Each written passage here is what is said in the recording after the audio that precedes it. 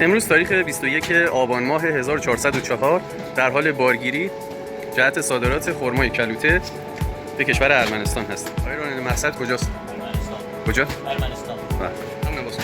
بذار کنارش. کلاسیک شد.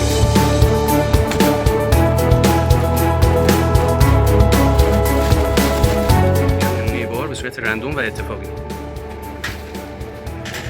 محصول متناسب با سفارش مشتری سورتینگ روش انجام شده، یعنی بار کرم خورده، بلبل خورده، ضعیف آشغال کوب جمع شده و در نهایت روغن خورده. یه چند تاشم نشون بده. بعد مشتی بردارشون.